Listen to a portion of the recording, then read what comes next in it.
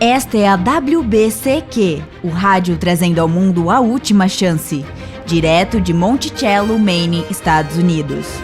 Crimes violentos, agitação política, instabilidade financeira, tudo aponta para uma crise iminente, uma crise como nenhuma outra.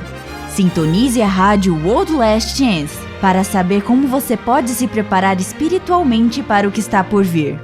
Rádio WLC, preparando um povo para o retorno iminente do Salvador.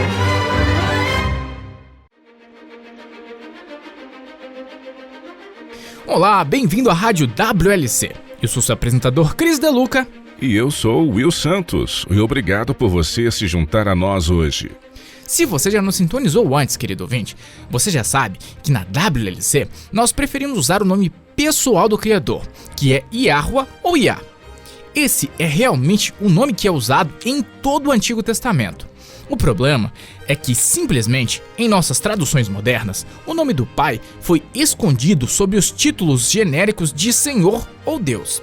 O hebraico também continha títulos genéricos, e os títulos Senhor ou Deus era El ou Elohim. Elohim é como Yahweh, tem sua referência em todo o relato da criação. E o programa de hoje, a última ceia. A ceia da Páscoa ou uma refeição como qualquer outra?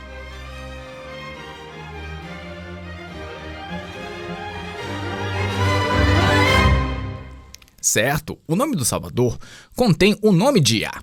Eles faziam muito isso nos tempos bíblicos. Existe Abias, ou mais propriamente Abiá, que significa meu pai é Yah. Há também a menção de Azariel, que significa meu socorro é El, e Azaziah, ou Yahweh é forte. E o nome Daniel, que quer dizer El é meu juiz. E também temos o nome de Elias, ou Eliá, que tem relação direta com este nome e seu título, e significa meu El é Yah. É realmente incrível como eles fizeram essa relação. Já o nome do Salvador é Yahushua e significa literalmente salvação de Yahweh. É isso que ele é. Para nós hoje, ele é literalmente a salvação de Yahweh. Então, vamos seguir em frente. O que você tem para nós hoje, Will? Bem, você gosta de quebra-cabeças, charadas, palavras cruzadas? Na verdade, não. E você? Você gosta de charadas? Para ser sincero, eu gosto. Bem, então, aqui está uma para você. Minha filha, ela me perguntou sobre isso outro dia desses. O que pertence a você, mas outras pessoas usam mais do que você? Deixe-me pensar. Pertence a mim, mas outras pessoas usam mais do que eu? Sim. E aí, desiste? Claro que não. Por acaso isso não seria o meu nome? Sim, é isso mesmo. Você parece que é bom nisso. Ok, mais uma. O que o homem que o inventou não o quer? O homem que comprou não precisa disso. E o homem que precisa disso não sabe que ele precisa. O que é? Você me pegou nessa. O que é? É um caixão. É verdade. Alguém que compra um caixão não precisa dele. Se você precisa, você não sabe. Bem, o enigma que eu quero explicar hoje tem a ver com a última ceia. A última ceia foi uma refeição de Páscoa? Ou foi simplesmente uma refeição como qualquer outra em que o Salvador instituiu essa celebração como memorial de sua morte? Bem, eu sempre achei que fosse uma ceia de Páscoa. Muitas pessoas pensam que sim, e então vamos dar uma olhada nos fatos. No Novo Testamento nós temos os 3 evangelhos sinópticos, que são Mateus, Marcos e Lucas. Também temos o Evangelho de João. Agora, só porque os relatos do Evangelho trazem detalhes diferentes, algumas pessoas pensam que os evangelhos sinópticos contradizem o relato de João. Verdade, eu já ouvi isso antes. No entanto, eu realmente nunca prestei muita atenção do que se tratava. Eu pensei que era aquelas pessoas que sempre levantam dúvidas só para ter algo para reclamar. Bem, eu acho que devemos prestar atenção nesses detalhes. Sempre que alguém começa a alegar que uma parte das Escrituras contradiz a outra, é uma abertura para que Satanás entre e coloque dúvidas no que as Escrituras dizem. E você sabe, Chris, que ele não vai hesitar em fazer isso. Então, qual é o problema? Por que eles dizem que há uma contradição? Isso tem a ver de quando ocorreu a última ceia. João 13 parece colocar a última ceia antes da Páscoa, enquanto as passagens de Mateus, Marcos e Lucas dão a entender que a última ceia ocorreu no período da Páscoa. Eu imprimi vários versículos aqui para economizarmos tempo, e então você não precisará ficar folheando tanto a Bíblia de um lado para o outro. Comece, Chris, a ler a primeira passagem que está aqui no topo de minhas anotações. A primeira é de João 13. O que diz? Ok. Ora, antes da festa da Páscoa, sabendo Yahushua que era chegada a sua hora de passar deste mundo para o Pai, tendo amado os seus que estavam no mundo, amou-os até o fim. Durante a ceia, tendo já o diabo posto no coração de Judas Iscariote, filho de Simão, que traísse a Yahushua. Depois, deitou água na bacia e passou a lavar os pés aos discípulos e a enxugar-lhes com a toalha com que estava cingindo. Fecha aspas. Ok, mas eu não estou vendo o problema. Bem, observe a primeira frase. Ora, antes da festa da Páscoa, e imediatamente o verso relata Yahushua lavando os pés dos discípulos que, como todos sabemos, ocorreu na última ceia. Agora vamos ler nos evangelhos sinóticos de Mateus, Marcos e Lucas. O que eles dizem? Ok. No livro de Mateus, capítulo 26, versículo 17, diz: No primeiro dia da festa dos pães asmos, vieram os discípulos a Yahushua e lhe perguntaram: Onde queres que te façamos os preparativos para comeres a Páscoa? Tudo bem. João relata que a Santa Ceia ocorreu antes da festa da Páscoa, e Mateus diz que ocorreu no primeiro dia da Páscoa. E o que Marcos diz? Marcos 14:1 diz: Dali a 2 dias era a Páscoa e a festa dos pães asmos. Este texto não é tão claro. Nós temos que lê-lo no contexto. Depois que fizermos isso, a dúvida já não existirá mais. Pouco antes disso, em Marcos 11, nós temos a entrada triunfal em Jerusalém, seguida por alguns capítulos citando os ensinamentos de Cristo. E Marcos diz que dali a 2 dias era a Páscoa. O próximo evento listado é a unção de Cristo em Betânia, na casa de Simão, o leproso. E nesta passagem vemos vários dias relatados que se seguiram com a realização de muitos eventos. E Lucas, o que ele disse? Lucas 22, versículos 7 a 9 diz: Chegou o dia da festa dos pães asmos, em que importava comemorar a Páscoa. Yahushua, pois, enviou Pedro e João dizendo: Ide preparar-nos a Páscoa para que comamos. Eles lhe perguntaram: Onde queres que a preparemos? Então, eles o disseram: Onde queres que a preparemos? E é por isso que temos o que parecem ser contradições nos relatos dos evangelhos e porque tantas pessoas ficam perplexas com isso. Sim, parece contraditório, mas você está dizendo que não. Eu não estou dizendo que não, porque a verdade nunca se contradiz. O que não podemos deixar é que Satanás instale suas dúvidas em nossas mentes. Se nós nos depararmos com algo que parece contraditório, significa simplesmente que nosso entendimento está incompleto, ou que cometemos um erro ou suposição em algum lugar ao longo das nossas pesquisas. Porque quando cavamos mais fundo, nós descobrimos que a verdade é sempre harmoniosa. E esse também é o caso.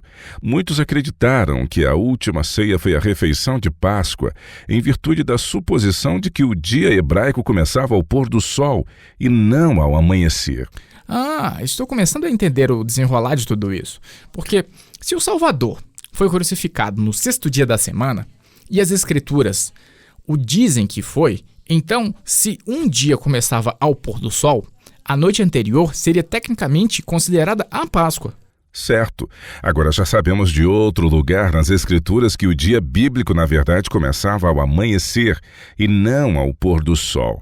E quando vemos a evidência de que a última ceia não foi a refeição da Páscoa, temos evidências circunstanciais adicionais de que o dia começa ao amanhecer e não ao pôr do sol.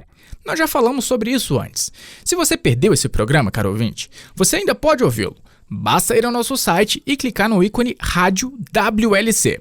Procure o programa intitulado Quando Começa o Dia nas Escrituras. Você também pode procurar vídeos da WLC no YouTube. Quando nós somos sabedores de que o dia nas Escrituras começa ao amanhecer, fica bastante claro que se o Salvador foi morto na Páscoa, e ele foi, nós concluímos que a última ceia não poderia ter ocorrido na Páscoa.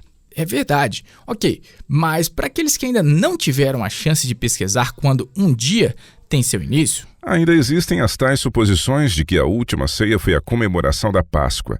Primeiro, todos os 4 evangelhos se referem ao dia da crucificação como o dia da preparação. Sério? Sim, é sério. Portanto, isso indica que a refeição da Páscoa daquela noite, para a qual a preparação deveria ser feita, ainda não havia sido realizada por eles. Muitos sabatistas hoje se referem ao 6º dia da semana bíblica como o dia da preparação. Em outras palavras, o dia em que você se prepara para o sábado. Verdade, é assim que falamos em nossa casa. Na verdade, nós também falamos desta forma, mas não é assim que eles usavam na Bíblia.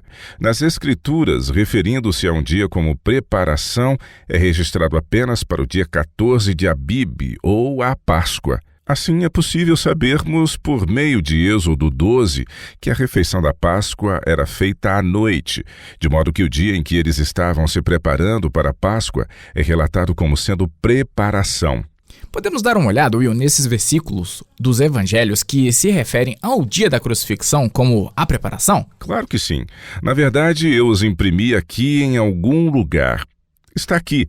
Já achei. Leia, Chris, para nós, por favor.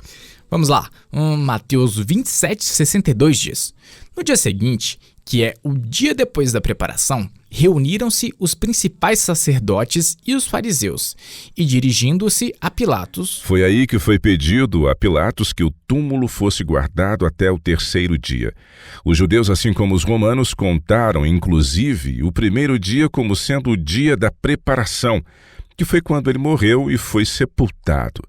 O 2º dia foi o sábado do 7º dia, e o 3º dia foi, na verdade, o 1º dia da semana, que foi quando Yahushua ressuscitou. E qual é o próximo texto? O próximo é Marcos 15, 42 a 43. Ao cair da tarde, por ser o dia da preparação, isto é, a véspera do sábado, vindo José de Arimateia, dirigiu-se resolutamente a Pilatos e pediu o corpo de Yahushua. Não tem como ser mais claro que isso.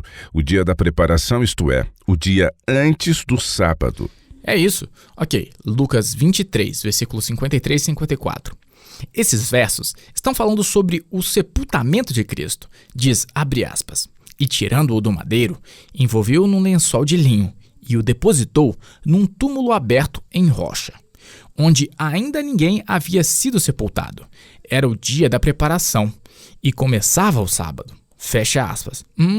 Isso é interessante.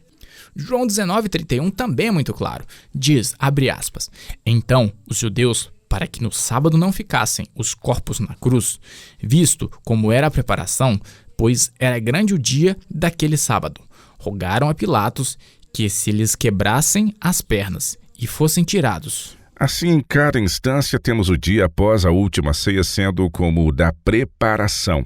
A preparação para quê? Para a Páscoa.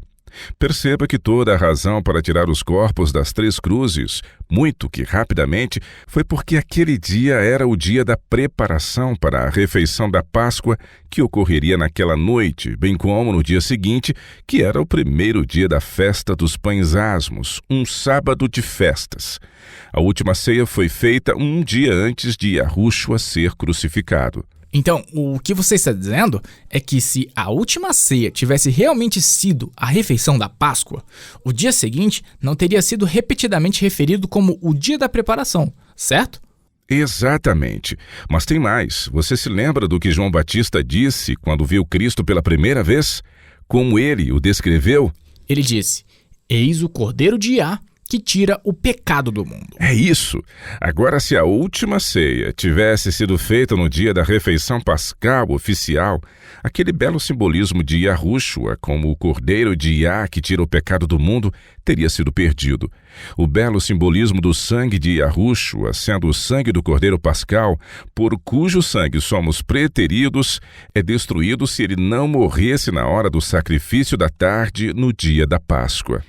Nunca pensei nisso dessa forma, mas realmente faz sentido. Que coisa fantástica! Faremos uma pausa rápida e quando voltarmos, conversaremos mais sobre isso. Voltamos logo! A doutrina da Trindade é uma das crenças fundamentais do cristianismo. Com apenas algumas exceções, a grande maioria da cristandade tem como sua base doutrinária uma divindade trina. Esta doutrina é tão presente que as poucas denominações que a rejeitam não são vistas como verdadeiramente cristãs por todas as outras.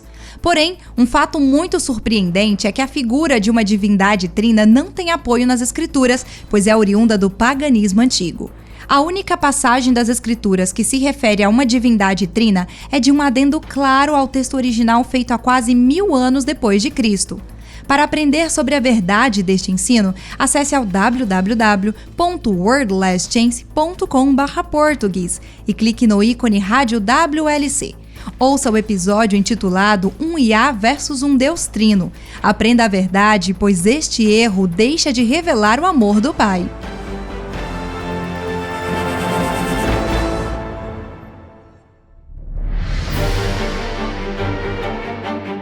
Há mais de 150 ou 200 anos atrás, sempre que alguém se referia ao sábado do sétimo dia, geralmente eles não estavam se referindo ao dia de sábado, muito menos ao dia de sábado original do calendário lunisolar bíblico.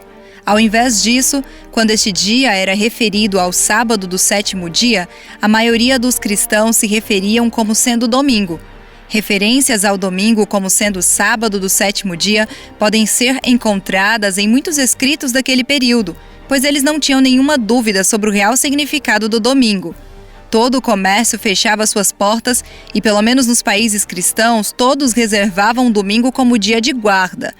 Mas agora não é mais o caso. A maioria dos cristãos hoje insiste que o dia em si não importa, pois eles dizem que o adoram em todos os dias da semana. É verdade que os crentes devem adorá-lo todos os dias. No entanto, adorar todos os dias não é a mesma coisa que trabalhar 6 dias e separar o 7º como um dia de descanso dos trabalhos diários, a fim de honrar o Criador e passar um dia exclusivamente com Ele. A verdade é que ter um dia específico é de suma importância. Para saber por que isto é importante, visite nosso site www.wordlesschange.com/português e clique no ícone Rádio WLC. Procure pelo episódio A Guerra pela Adoração. Você também poderá procurá-lo no YouTube. Não se iluda pensando que isso não é importante, porque certamente o é.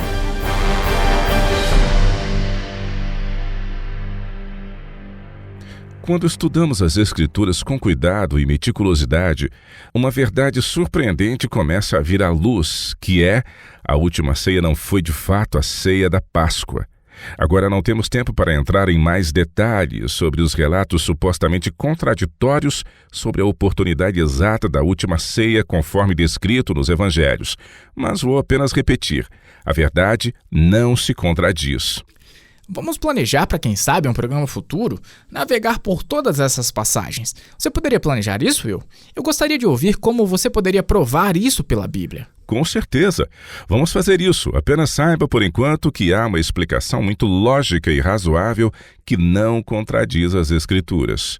Ok, há outras evidências de que a última ceia não foi uma refeição clássica de Páscoa, e eu gostaria de dar uma olhada nisso agora. Ok, vamos lá então. Abra em João capítulo 13. João 13 indica claramente que no momento em que a última ceia foi feita, a refeição da Páscoa ainda não havia acontecido. Este é um ponto vital porque prova conclusivamente que a última ceia não foi a refeição da Páscoa. De onde você tirou isso? Eu não estou vendo isso aqui. Eu vou te mostrar, e depois de você ver isso, você se perguntará como você pode ter aceitado que a última ceia tenha sido a verdadeira refeição da Páscoa. Mas primeiro vamos definir um termo. A refeição da Páscoa era comumente referida como uma celebração, porque era neste ponto que tinha início a festa dos pães asmos. Agora, na última ceia, você deve se lembrar, Yahushua anunciou que um dos 12 discípulos o trairia. Isso perturbou e confundiu os discípulos. Vamos ler sobre isso. Comece em João 13, versículo 23 e os próximos versos. Tudo bem. Diz, abre aspas, Ora, ali estava conchegado a Yahushua um de seus discípulos, aquele a quem ele amava. A esse fez Simão Pedro sinal, dizendo-lhe: pergunta a quem ele se refere. Então, aquele discípulo, reclinando-se sobre o peito de Yahushua, perguntou-lhe: Senhor, quem é? Respondeu Yahushua: é aquele a quem eu der o pedaço de pão molhado. Tomou, pois, um pedaço de pão e, tendo-o molhado, deu-o a Judas, filho de Simão Iscariotes. Nessa época, Judas estava plenamente decidido a trair o Salvador. A Bíblia nos diz que Satanás controlou completamente Judas neste ponto. Então, Yahushua disse algo a Judas que os outros discípulos não conseguiram compreender. E é esse mal-entendido por parte dos discípulos que revela que a última ceia não foi, na verdade, a refeição da Páscoa. Eu imprimi os próximos 3 versículos, que são os de João 13, 27 a 29, e que estão em 4 versões diferentes. Eu gostaria que você lesse, Chris, todas elas, por favor. Tudo bem, vamos ver aqui. A nova versão King James diz, abre aspas, assim que Judas comeu o pão, Satanás entrou nele. Então, disse-lhe Yahushua: o que tens para fazer, faze-o logo. Todavia, nenhum dos que estavam à mesa entendeu por qual razão Yahushua lhe disse isso. Considerando que Judas era responsável pelo dinheiro, alguns pensaram que Yahushua havia dito: compra o necessário para a festa, ou que desse algo aos pobres. Essa versão é interessante, hein? É realmente muito bonita, não é mesmo? Ok, e o que vem a seguir? Apenas leia o versículo 29, isso é o suficiente. Tudo bem, a nova versão King James diz: considerando que Judas era responsável pelo dinheiro, alguns pensaram que Yahushua havia dito: compra o necessário para a festa. Qual é a próxima versão? A nova versão padrão revisada diz: como Judas era o tesoureiro, alguns imaginaram que Yahushua tinha mandado que ele comprasse o necessário para a festa. A última versão, que é a Bíblia Judaica atualizada, diz: pois, como Judas tinha a bolsa, pensavam alguns que Yahushua lhe queria dizer: compra o que nos é necessário para a festa. Se eles estivessem simplesmente terminando de fazer a refeição de Páscoa, os discípulos teriam presumido que Yahushua estaria pedindo a Judas que comprasse coisas para que a refeição da Páscoa fosse feita? Não, claro que não. E você está certo, Will. E eu estou me perguntando como eu nunca percebi isso antes. E tem mais, na cultura hebraica, o fermento ou levedo era um símbolo do pecado. Isso remonta ao Êxodo e até hoje com aqueles que observam a festa dos pães asmos, os quais retiram todo o fermento de sua casa naquela semana. Eu gosto dessa simbologia. Nós podemos colocar muito mais significado em um símbolo. Veja, por exemplo, o fermento. Minha filha mais velha está aprendendo a fazer o pão. Eu, é claro, tenho usufruído dos frutos do seu trabalho, provavelmente um pouco demais. E você está autorizado a trazer alguns desses frutos se por acaso estiverem sobrando. Eu também gosto de pão caseiro. E suas receitas ficaram melhores quando ela parou de substituir o sal e o açúcar por outros ingredientes. De qualquer forma, não é preciso muito fermento para fazer com que uma bacia se encha de massa. É um grande símbolo para o pecado, porque até mesmo um pequeno pecado, desejado e acariciado, pode levar a uma insurgência ainda maior. É uma boa forma de ilustrarmos o pecado. É também um símbolo de ensinamentos errôneos que podem, é claro, levar ao pecado. O próprio Yahushua usou o fermento como um símbolo nesse sentido. Você poderia ler Mateus 16, Chris? Comece pelo versículo 6, vamos lê-lo em seu contexto. Ok. Yahushua lhes disse: vede e acautelai-vos do fermento dos fariseus e dos saduceus. Eles, porém, discorriam entre si, dizendo: é porque não trouxemos pão? Percebendo, Yahushua disse: por que discorreis entre vós, homens de pequena fé, sobre o não terdes pão? Como não compreendeis que não vos falei a respeito de pães? E sim, acautelai-vos do fermento dos fariseus e dos saduceus? Então, entenderam que não lhes dissera que se acautelassem do fermento de pães, mas da doutrina dos fariseus e dos saduceus. Yahushua estava usando o fermento como um símbolo para as incorretas doutrinas feitas por homens que os fariseus e saduceus preferiram ao invés da lei de Yahweh. doutrinas de homens e que são errôneas e ainda influenciam os sistemas de crença. Nós temos credos e dogmas na religião organizada que frequentemente nada mais são do que tradições baseadas em suposições errôneas.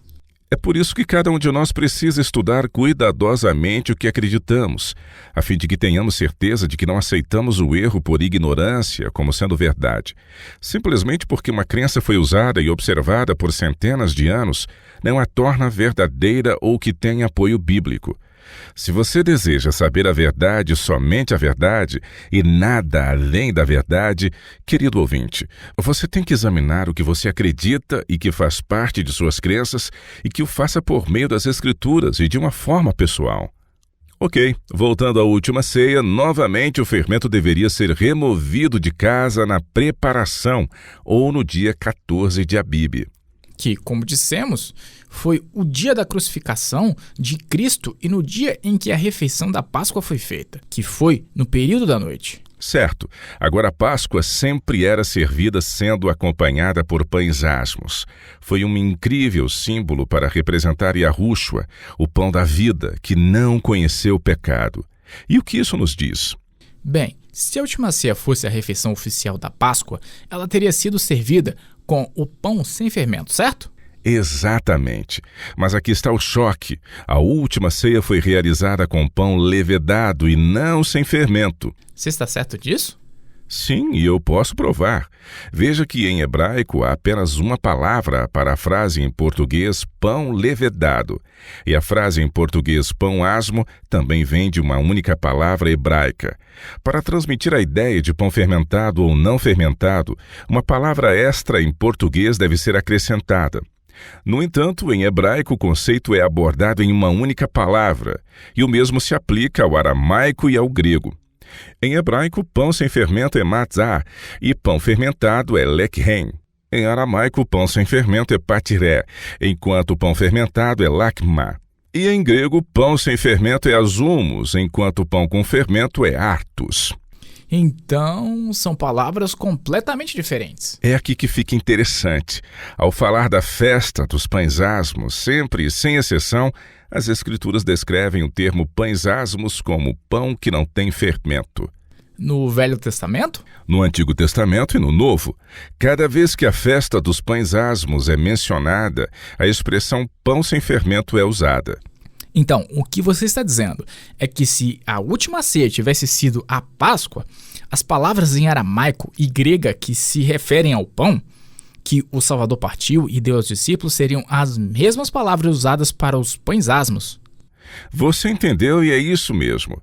Porém, quando voltamos e verificamos, cada vez que o Novo Testamento menciona o pão que foi servido na última ceia, ele sempre usa a palavra para pão com levedo ou pão com fermento. Sério? Vejamos esses versos. Vamos começar com Mateus 26:26. O que diz nessa passagem? Diz: enquanto comiam, tomou Yahushua um pão e, abençoando-o, partiu. E deu aos discípulos, dizendo: tomai, comei. Isto é o meu corpo. Fecha aspas. Você está dizendo que este era pão fermentado? Sim, se você procurar a palavra pão em uma concordância, a palavra original era artus, ou pão com levedo, ou pão com fermento.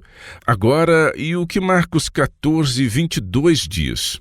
E enquanto comiam, tomou Yahushua um pão e, abençoando-o, partiu e lhes deu, dizendo: tomai, isto é o meu corpo. E Lucas 22:19? Diz: e tomando um pão, tendo dado graças, o partiu e lhes deu, dizendo: isto é o meu corpo oferecido por vós. Fazei isto em memória de mim. Novamente, a palavra grega para pão fermentado usada nas duas citações é artus. E quanto a João? João não fala sobre o pão, mas em vez disso, ele fala sobre o lava-pés. Paulo, no entanto, tem muito a dizer sobre a última ceia. Você poderia ler 1 Coríntios 11:23 e 24, Cris, por favor? Ok. Porque eu recebi do Senhor o que também vos entreguei, que o Senhor Yahushua, na noite em que foi traído, tomou o pão e, tendo dado graças, o partiu e disse: isto é o meu corpo, que é dado por vós. Fazei isto em memória de mim. Uau! Paulo fala isso também? Sim, Paulo também. Seu relato está de acordo com a escolha de palavras dos evangelhos ao dizer que o pão usado era pão fermentado. Continue lendo 1 Coríntios, versículos 26 a 28, e cada vez que você ler a palavra pão, perceba que Paulo está usando a palavra para pão fermentado. Diz, porque todas as vezes que comerdes este pão e beberdes o cálice, anunciais a morte de Yahushua, até que ele venha. Por isso, aquele que comer o pão ou beber o cálice do Senhor, indignamente será réu do corpo e do sangue do Senhor. Examine-se, pois, o homem a si mesmo, e assim coma o pão e beba do cálice. Simplesmente não há como a última ceia ter sido a festa nacional da Páscoa, ou então o pão usado seria pão sem fermento. Claramente, a última ceia aconteceu um dia antes da Páscoa. Uma pergunta rápida. Por que Yahushua ele usaria o pão fermentado para representar a si mesmo se ele não tinha pecado? E o fermento era um símbolo do pecado. Primeiro, era o que eles tinham em mãos, embora ele certamente pudesse ter pedido que o pão asmo fosse servido naquela refeição. Porém, em segundo lugar, e o mais importante, está o simbolismo. Você está certo, Cris. Yahushua não tinha pecado. Mas leia 2 Coríntios 5:21 e veja o que ele diz lá. Tudo bem, me dê só um segundo. Aqui está.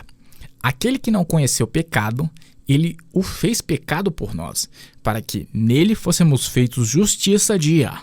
Yahushua não tinha pecado, mas ele carregou sobre si os cometidos por nós, seres humanos. Yahushua sabia que ele estaria morto quando a refeição da Páscoa chegasse sua celebração, e a última ceia foi sua refeição antes de sua crucificação. Ele morreu na Páscoa e na hora do sacrifício noturno. Esse foi um cumprimento perfeito do tipo que se encontra com o antítipo. Ele foi o maior antítipo de todos os cordeiros sacrificados desde a queda. Paulo entendeu esse simbolismo e o explicou em 1 Coríntios 5, versículos 6 a 9. Você leria isso para nós, Chris? Novamente, Yahushua não tinha pecado, mas ele assumiu nosso pecado para ser o cordeiro de Yah que levou nossos pecados. 1 Coríntios 5, 6 a 8 diz: Não é boa a vossa jactância. Não sabeis que um pouco de fermento levada a massa toda? Lançai fora o velho fermento, para que sejais nova massa, como sois, de fato, sem fermento. Pois também Cristo, nosso Cordeiro Pascual, foi imolado. Por isso, celebremos a festa, não com o velho fermento, nem com o fermento da maldade e da malícia, e sim com os asmos da sinceridade e da verdade. Novamente, Yahushua é nosso substituto, e como nosso substituto, ele assumiu nosso pecado. O resultado é que todos os que confiam sejam salvos. Sua justiça imaculada é dada gratuitamente a todos os que aceitarem pela fé seu sacrifício em nosso favor. Esta é a essência da celebração da Páscoa. Somos salvaguardados dos nossos pecados mediante o sangue derramado em nosso favor. Quando comemos o pão sem fermento ou sem levedo em memória a Yahushua, proclamamos sua morte até que ele venha. Nós celebramos o maior presente já dado ao homem, o Cordeiro de Yah que tira os pecados do mundo. Maravilhoso, não é mesmo? Sabe, Will, que cada vez que abro a Bíblia, eu sempre aprendo algo novo. Bom, a seguir teremos nossa caixa de mensagens diárias. Fiquem ligados!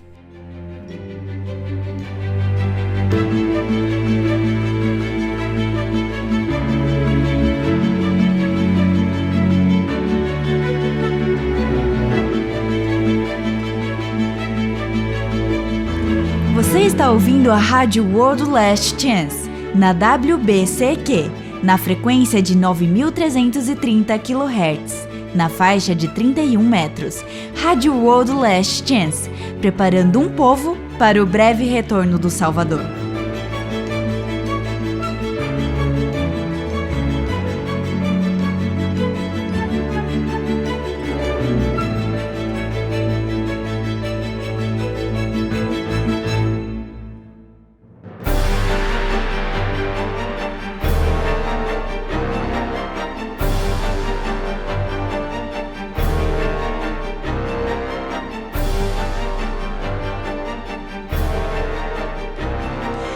Você já ouviu falar da promessa contida no nome de Yahweh? Se você ainda não tiver, você não é o único. Satanás fez de tudo para esconder esta poderosa verdade da mente humana. Ele sabe o poder da promessa que o nome de Yah contém. Ele sabe que este conhecimento, combinado com o poder inerente ao nome divino, permitirá que todos os tesouros do céu sejam concedidos sem reservas. A promessa mais poderosa em todo o universo é conhecida apenas por poucos, mas o céu está apenas esperando para abençoar todos os que invocarem pela promessa que o nome de Yah tem em si. Aprenda como você também poderá usufruir dessas promessas. Acesse o endereço www.wordlessgense.com/português e clique no ícone Rádio WLC. Procure pelo episódio intitulado A Promessa Mais Poderosa do Universo. Você poderá também ouvi-lo no YouTube.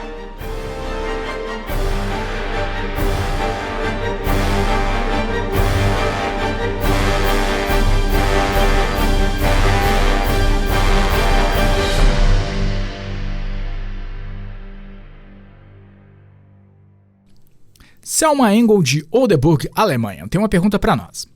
Ela diz: recentemente, minha irmã se convenceu de que, como mulheres cristãs piedosas, devemos cobrir o cabelo. Ela quase convenceu nossa mãe de que ela deveria cobrir sua cabeça também. Eu não sei no que acreditar. A Bíblia parece clara que as mulheres devem cobrir a cabeça, mas isso é simplesmente uma coisa cultural? Meu marido me disse que me apoiaria em qualquer decisão que eu fizesse, mas eu diria que ele não estaria de acordo com tal mudança. Agradeço a qualquer esclarecimento que vocês possam dar com relação ao exposto. Eu tenho percebido que este é um movimento crescente entre os cristãos ultraconservadores e é baseado em uma passagem de 1 Coríntios, capítulo 11. Antes de prosseguirmos, eu gostaria apenas de esclarecer que essa é uma questão distinta das mulheres que vivem em culturas nas quais cobrir a cabeça é um padrão. Existem muitas culturas em todo o mundo onde as mulheres ainda cobrem a cabeça, e é devido à cultura desses respectivos países. A pergunta de Selma é diferente, e ela mora na Europa. Não faz parte da cultura ocidental as mulheres cobrirem suas cabeças? E sua pergunta é simplesmente: a Bíblia exige que as mulheres cubram a cabeça? Você está certo, não é algo tipicamente feito pelos ocidentais, mas eu tenho visto mais e mais mulheres cristãs procedendo assim. Toda essa questão surge do conselho que Paulo deu aos coríntios a respeito de uma situação específica com a qual eles estavam lidando. Mas a partir disso, muitos crentes devotos têm extrapolado e entendido que as mulheres de hoje também deveriam cobrir suas cabeças. Mas há mais por trás disso do que apenas manter o cabelo de uma mulher coberto o tempo todo. Pessoas que acreditam dessa forma normalmente também ensinam que uma mulher deve estar sob as ordens de um homem. Essa, dizem elas, é a verdadeira proteção que é simbolizada pela indumentária que elas usam para cobrir os cabelos. Eu entendo que o homem aqui referido é o esposo, certo? E para as mulheres solteiras, isso se aplica a elas também? Eles acreditam que sim. Eles ensinam que uma menina está sob a tutela de seu pai. E quando essa se casar, o papel de controle passa para o seu marido. Se ela permanecer solteira, ela ainda estará sob a liderança de seu pai. É um ponto de vista patriarcal muito tradicional. Eu acho que você discorda de tudo isso, certo, Will? O que eu estou dizendo é que essa é uma interpretação errônea do que Paulo está dizendo nesta passagem que pode levar ao abuso espiritual. Vamos, Chris, começar estabelecendo alguns princípios bíblicos. Você poderia ler Ezequiel 14, versículo 20? Este é o princípio básico que devemos lembrar sempre que decidirmos se uma pessoa pode cobrir ou assumir o domínio sobre outra. Ok, diz: tão certo como eu vivo, diz o Adonai Yahweh, ainda que Noé, Daniel e Jó estivessem no meio dela, não salvariam nem a seu filho, nem a sua filha. Pela sua justiça, salvaria apenas a sua própria vida. Nunca devemos tomar como base nossas vidas para que decidamos sobre o que deva suceder na vida de outros semelhantes. E isso é o que acontece com bastante frequência no tocante à crença de que uma mulher precisa estar sob o domínio de um de nossos familiares do sexo masculino. Eles argumentarão que este indivíduo é um homem de Iá, mas e se ele não for? E se ela se casar com um homem egocêntrico? Ou talvez ele tenha se afastado dos caminhos do Senhor. Mas mesmo como um homem piedoso, este texto está dizendo que você não pode confiar neles, mesmo que fosse Daniel ou Jó, pois foram 2 homens bastante tementes a Yah. Todos nós somos responsáveis perante Yah por nossas próprias almas. Outro exemplo é Débora, e sua história se encontra em Juízes 4. Ela era casada e era uma juíza, e tanto homens como mulheres a davam ouvidos. Ela não recebia ordens do marido, mas sim de Yah. Então, se Paulo não está dizendo que as mulheres devem cobrir os cabelos ou estar sob o domínio de um homem, o que ele está dizendo? Qual a interpretação correta dessa passagem? Vamos ler 1 Coríntios 11, versículos 3 a 16. Ok, diz: Quero, entretanto, que saibais ser Cristo o cabeça de todo homem, e o homem o cabeça da mulher, e Yah o cabeça de Cristo. Todo homem que ora ou profetiza, tendo a cabeça coberta, desonra a sua própria cabeça. Toda mulher, porém, que ora ou profetiza com a cabeça sem véu, desonra a sua própria cabeça, porque é como se a tivesse rapada. Portanto, se a mulher não usa véu, nesse caso, que rape o cabelo. Mas, se lhe é vergonhoso o tosquiar-se ou rapar-se, cumpre-lhe usar véu. Porque, na verdade, o homem não deve cobrir a cabeça, por ser ele imagem e glória de Yah, mas a mulher é glória do homem, porque o homem não foi feito da mulher, e sim a mulher do homem. Porque também o homem não foi criado por causa da mulher, e sim a mulher por causa do homem. Portanto, deve a mulher, por causa dos anjos, trazer véu na cabeça como sinal de autoridade. No Senhor, todavia, nem a mulher é independente do homem, nem o homem independente da mulher. Porque, como provém a mulher do homem, assim também o homem é nascido da mulher, e tudo vem de Yah. Julgai entre vós mesmos, é próprio que a mulher ore a Yah sem trazer o véu? Ou não vos ensina a própria natureza ser desonroso para o homem usar cabelo comprido? E que, tratando-se da mulher, é para ela uma glória? Pois o cabelo lhe foi dado em lugar de mantilha. Contudo, se alguém quer ser contencioso, saiba que nós não temos tal costume, nem as igrejas de Yah. Novamente, 1 Coríntios foi escrito para abordar os problemas que os crentes em Corinto estavam enfrentando. Uma dessas questões era se uma mulher deveria cobrir a cabeça na igreja. Essa era uma dúvida, porque uma das tradições judaicas era que os homens, os chefes das famílias, sempre cobriam a cabeça ao entrar no templo. Por quê? O que isso representava? Bem, esta era uma via de 2 mãos. Primeiro, era para demonstrar reverência a Yah, como também para mostrar a culpa e a vergonha de seus pecados. Paulo, como todos sabemos, era totalmente contrário ao legalismo da tradição judaica. Consequentemente, ele se opôs a essa demonstração legalista de culpa, uma vez que os crentes são justificados por meio da fé e, quando isso ocorre, eles se apresentam diante de Yah como se nunca tivessem pecado. E então a questão surgiu. E as mulheres? Elas deveriam cobrir a cabeça na igreja ou não? Paulo respondeu transformando a situação em uma analogia espiritual.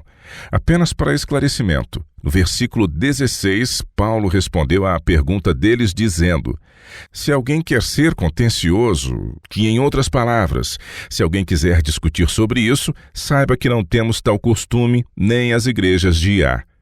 Então ele está dizendo bem aqui neste verso: não, você não precisa cobrir sua cabeça, pois não existe tal costume. Se as mulheres quiserem, tudo bem, pois é assim que elas procedem de acordo com seu costume. Mas certamente não há nenhuma exigência para que elas o façam. Tudo bem, mas eu confesso que agora você meio que bagunçou minha cabeça. Eu não estou vendo essa analogia a qual você está se referindo. Nós sabemos que Paulo não está discutindo literalmente um véu ou uma cobertura de pano quando ele fala sobre uma mulher que está com a cabeça coberta, porque ele reconhece que ela já está coberta. Onde que está isso? Versículo 15, ele diz: e que, tratando-se da mulher, é para ela uma glória, pois o cabelo lhe foi dado em lugar de mantilha.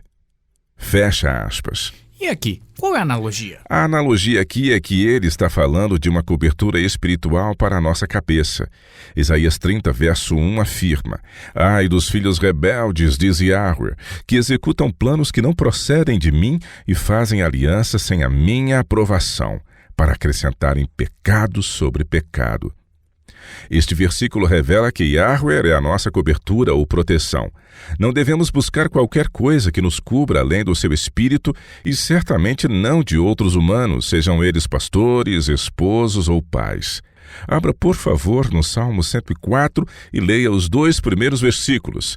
Este é outro lugar que fala da cobertura ou proteção de Yah.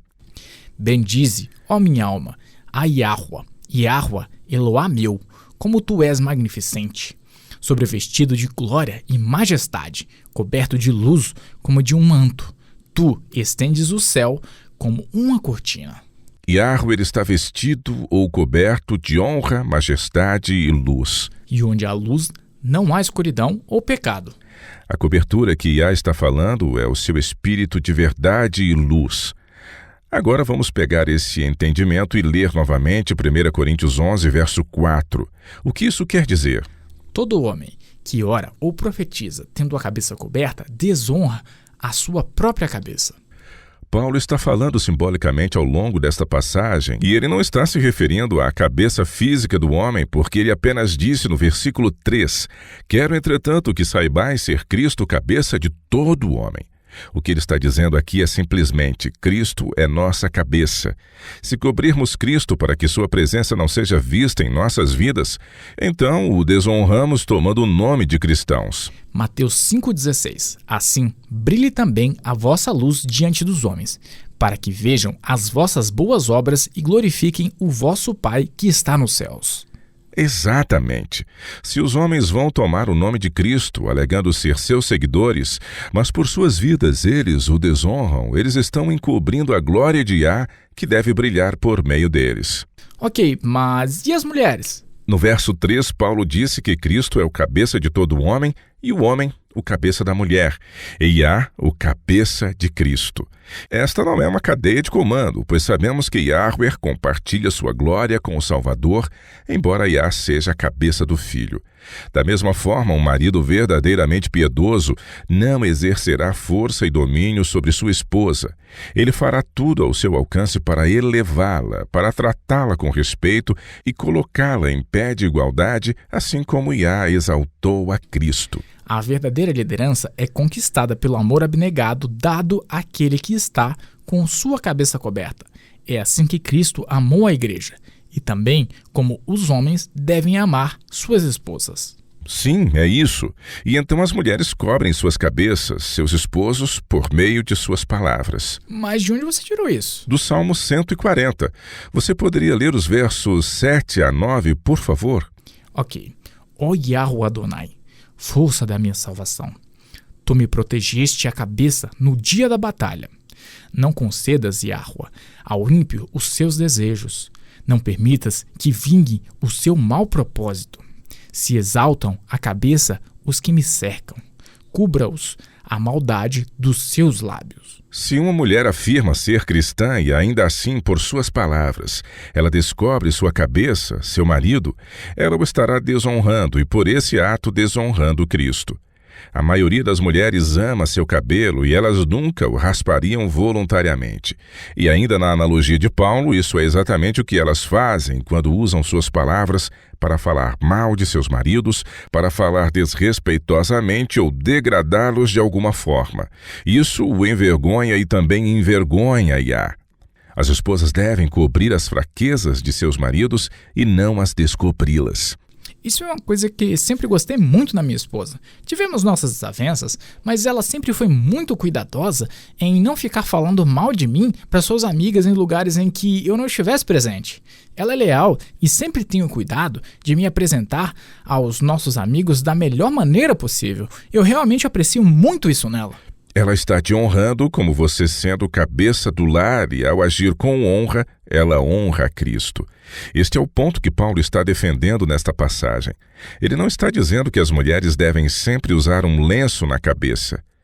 Beth Miller, uma autora cristã, escreve, abre aspas, Uma maneira de discernir entre o ensino falso e o verdadeiro é examinar o fruto que ele produz. Ele traz liberdade ou legalismo e escravidão? O problema de interpretar 1 Coríntios 11 da maneira que muitas pessoas o fazem é que isso se torna um tipo de legalismo quase que imperceptível. Perceba que se uma irmã se sente muito que perspicazmente superior às outras irmãs porque ela tem o cabelo coberto e as outras não, isso é legalismo.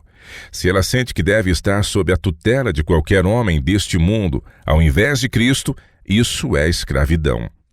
Bom ponto, Will.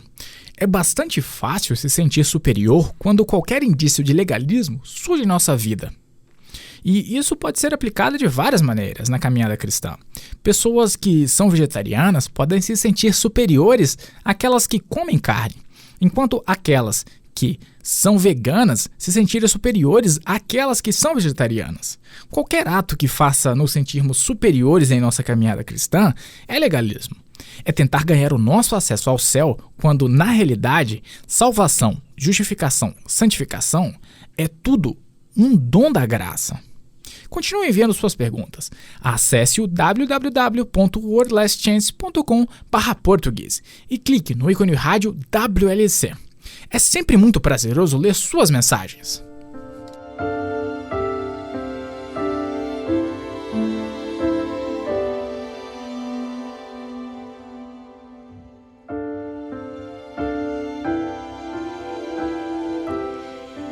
Eu sou Laura Lee com sua promessa diária da Palavra de Iá. Hannah adorava se envolver com torcidas organizadas e ela fazia parte do grupo de meninas que fazia parte de um desses times da escola durante seu 2º ano do ensino médio. Um dia, durante uma acrobacia, algo deu errado, pois em certo momento ela teve que segurar sozinha todo o peso de uma de suas colegas que veio voando para cima dela. Hannah ouviu um estralo quando a garota pousou em seus braços.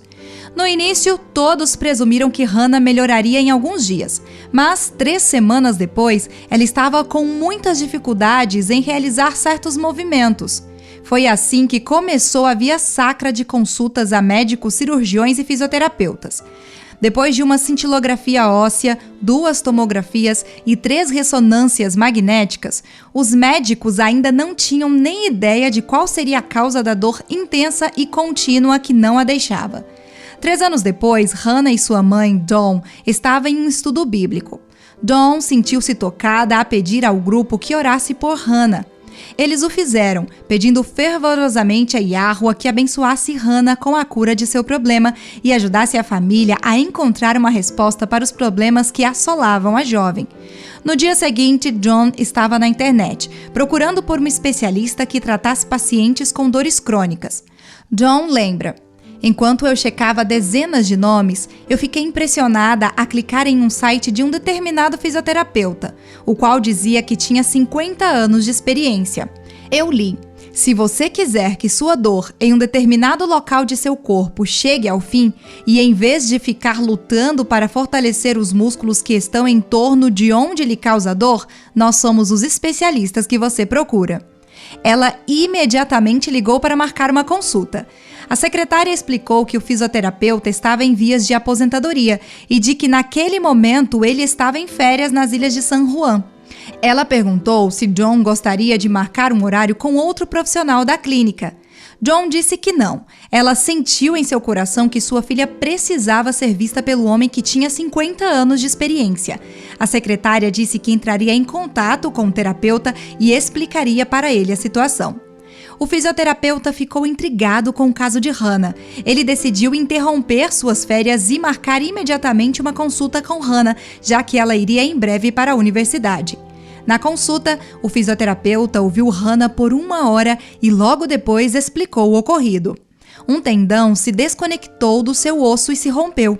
O tecido da cicatriz agora está esfregando contra o osso, deslizando para frente e para trás. É como dar um nó em um fio de lã no buraco de uma agulha.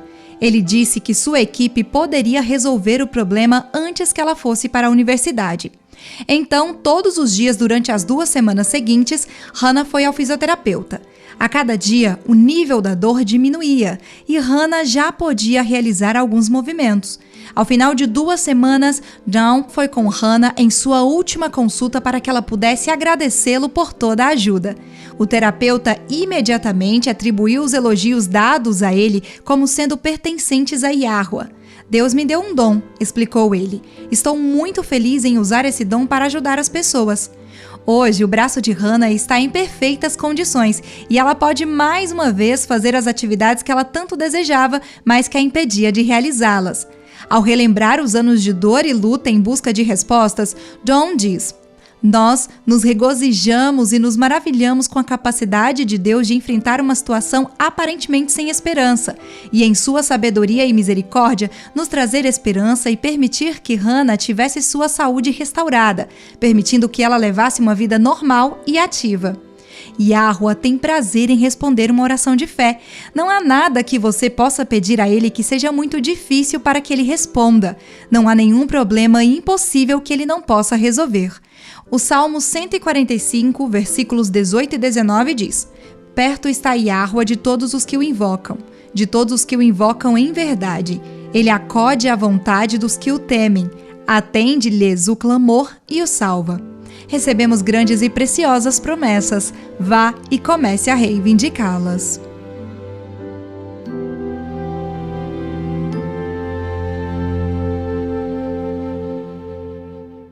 A discussão de hoje foi muito interessante. Eu não consigo conceber a ideia de que eu nunca tinha visto isso antes, mas eu ainda tenho uma pergunta para você, Will. Tradicionalmente, usamos pão sem fermento para a Santa Ceia. Mas se o pão que Yahushua usou fosse realmente fermentado, deveríamos usá-lo também? Não há necessidade de usarmos o pão fermentado para participar da Santa Ceia simplesmente porque Yahushua fez isso deste tipo de pão. Da mesma forma, se uma pessoa não tem acesso a um pão sem fermento, ela não deve se sentir condenada por usá-lo.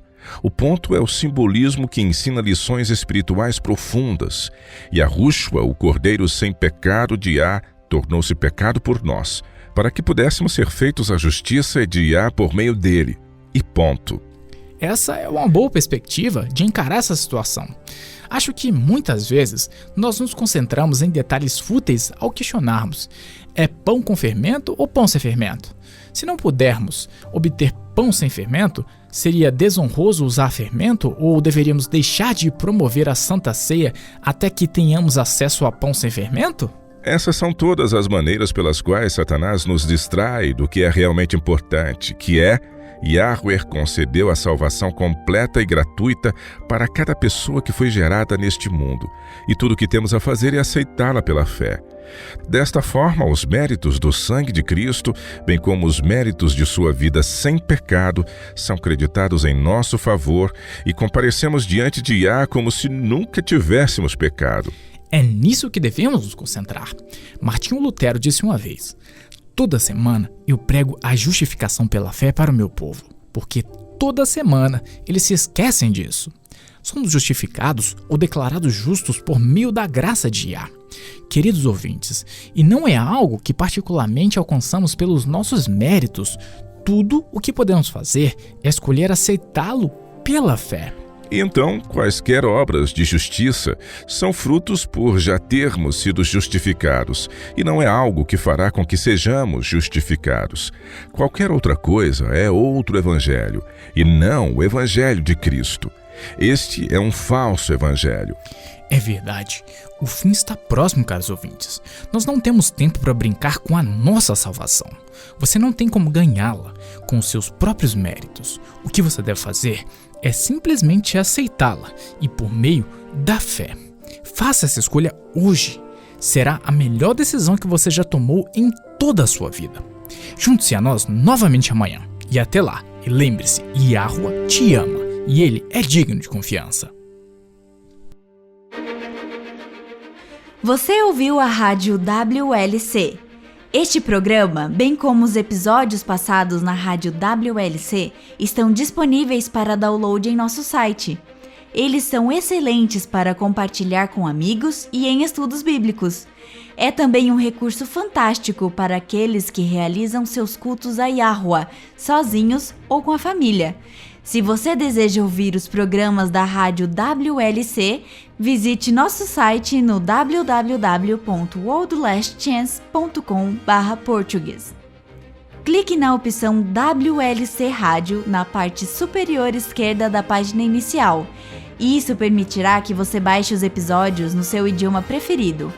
Há também artigos e vídeos disponíveis em diversos idiomas. Participe conosco novamente amanhã com uma nova mensagem cheia de verdade na WBCQ, em 9.330 kHz, na faixa de 31 metros. Rádio World Last Chance, preparando um povo para o breve retorno do Salvador.